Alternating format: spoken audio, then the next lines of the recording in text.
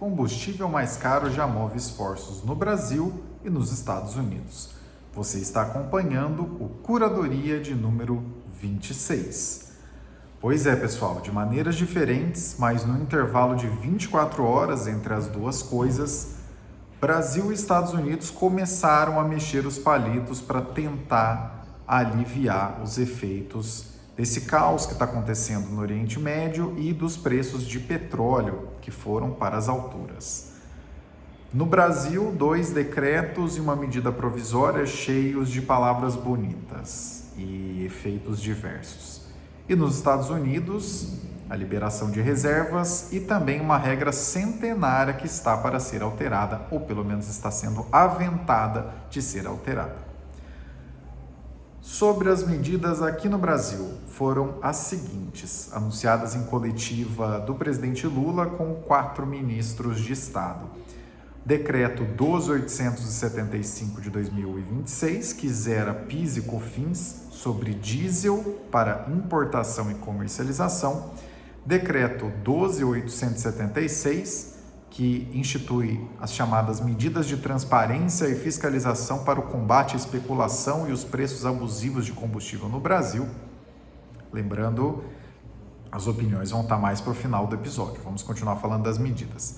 E a terceira é a medida provisória 1340, que institui subvenção a óleo diesel para importadores e produtores, a ser operada pela Agência Nacional de Petróleo, condicionada à comprovação de repasse ao consumidor.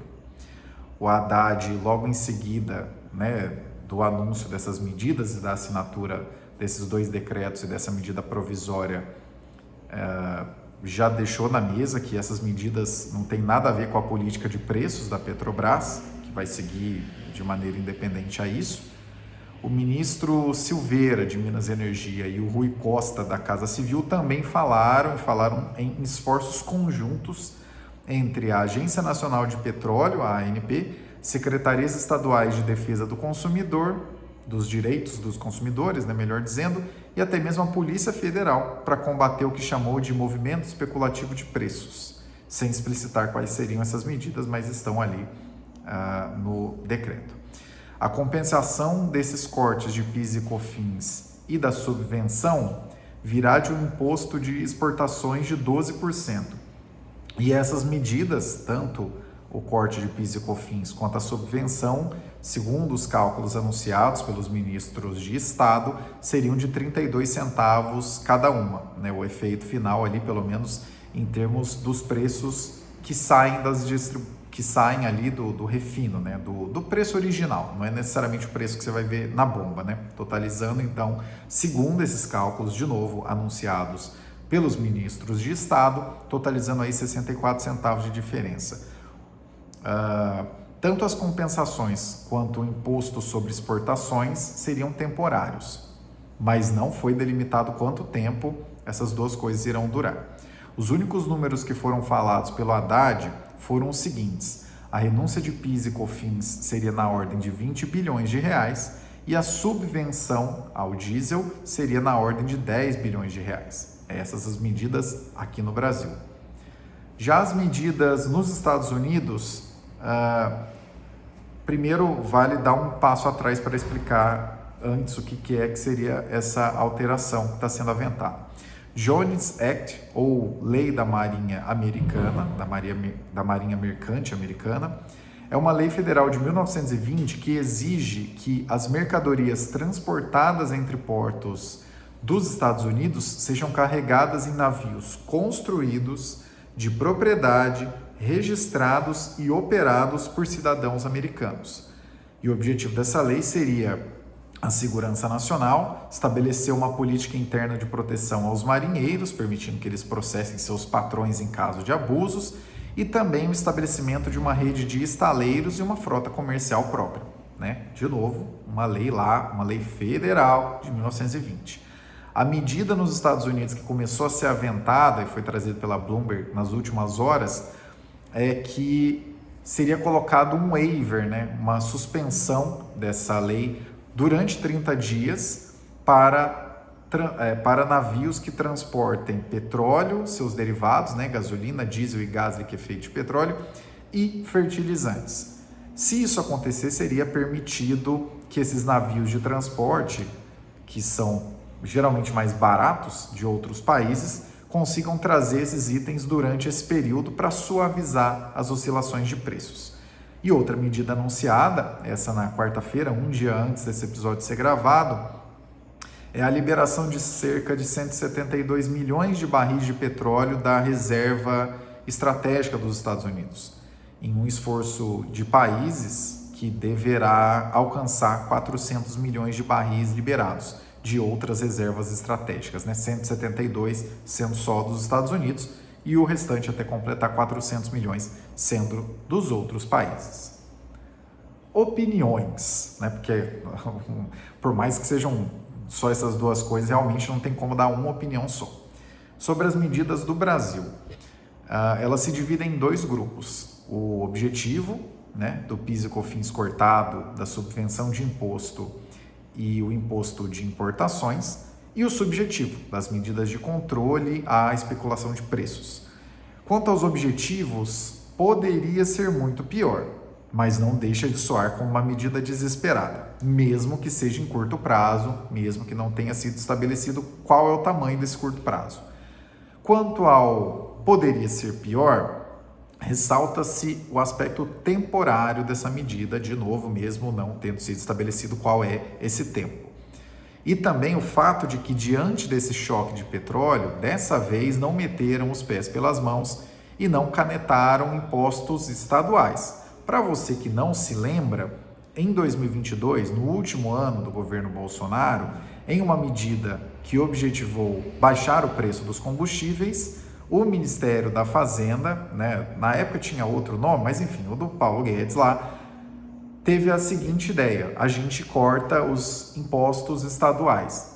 E na época teve tributarista dizendo que não teve problema nenhum, teve muita gente no mercado dizendo que isso era fiscalmente responsável, né, não irresponsável, mas no final das contas o que isso resultou foi só numa conta para o primeiro ano do governo que veio em seguida, né, para o Lula 3 pagar, e de fato pagou, e que é uma lambança muito grande. O lado bom de você nos acompanhar há vários anos é que você já sabe desde aquela época, e vale a pena se você quiser procurar os episódios naquela época, desde aquela época você já sabe que isso era uma cagada, era uma lambança grande, pelo menos isso não foi feito agora. E a parte poderia ser melhor, né, o lado vazio do copo, é que existe esse imposto de importação.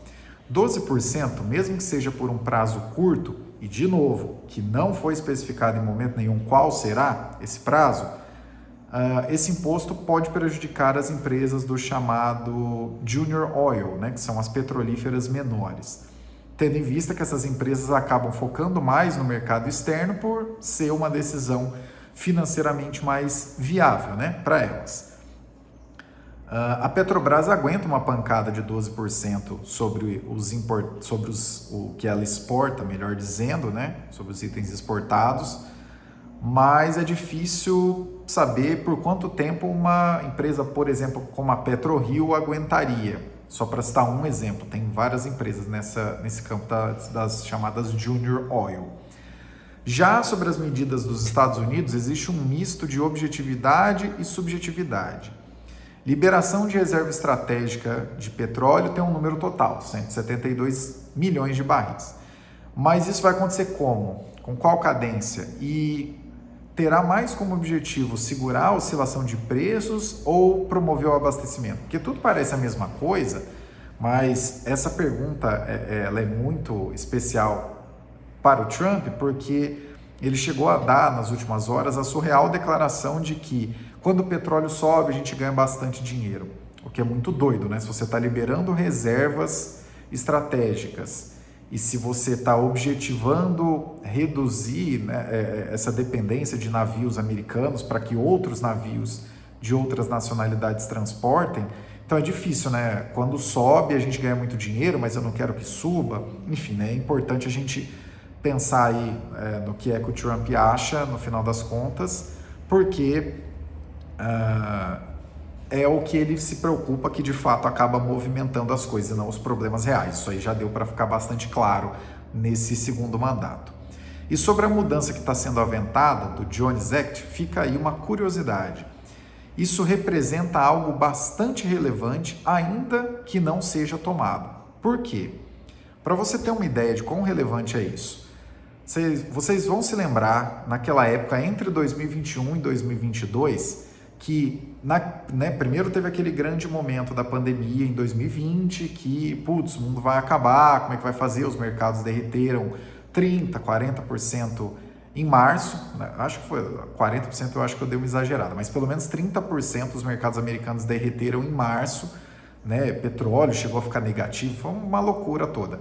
Mas saindo daquele momento pior e algumas expectativas de desobstrução do comércio global, por assim dizer, sendo colocadas na mesa, o que aconteceu, principalmente entre 2021 e 2022, foi que a gente teve um movimento muito forte de retomada de demanda, enquanto a oferta, seja por dificuldade de fabricar, quanto por dificuldade de transportar, ficava aquém. E qual foi o grande resultado disso? Inflação. A maior inflação nos Estados Unidos em muitas décadas, desde o começo dos anos 80, não se via o que se viu naquela época, né? Chegou a 9,1% em 12 meses a inflação ao consumidor nos Estados Unidos.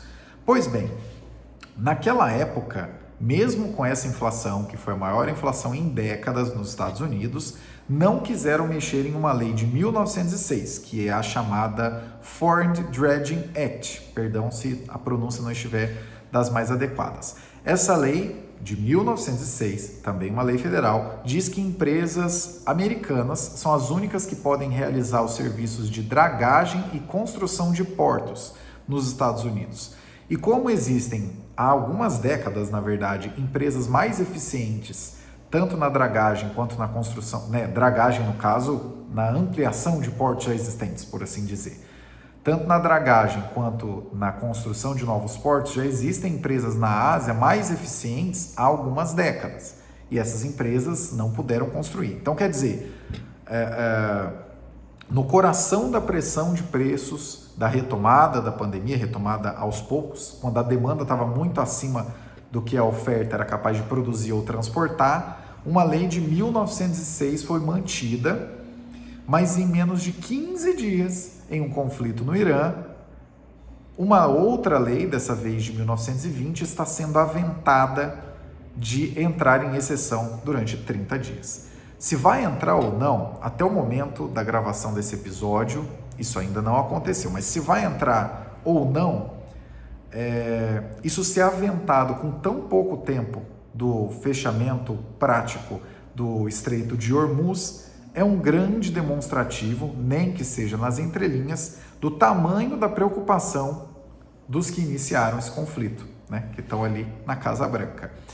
E, para além da coincidência das medidas serem anunciadas num espaço de 24 horas, ou anunciadas ou aventadas, no caso dos Estados Unidos, as medidas, né, foram discutidas ou colocadas na mesa no espaço de 24 horas, tanto no Brasil quanto nos Estados Unidos, outra coisa que parece ser evidente nos dois casos é que há mais vontade de mostrar que estão fazendo alguma coisa do que efetivamente algum tipo de planejamento, né?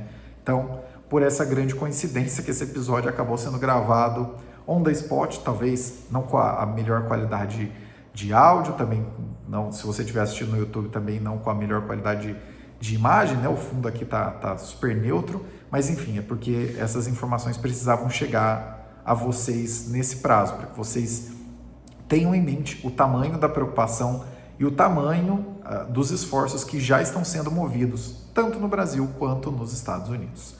Gostou desse episódio? Não se esqueça de curtir, compartilhar e deixar a sua opinião. Caio Augusto, diretamente de 12 de março de 2026, até o próximo Curadoria.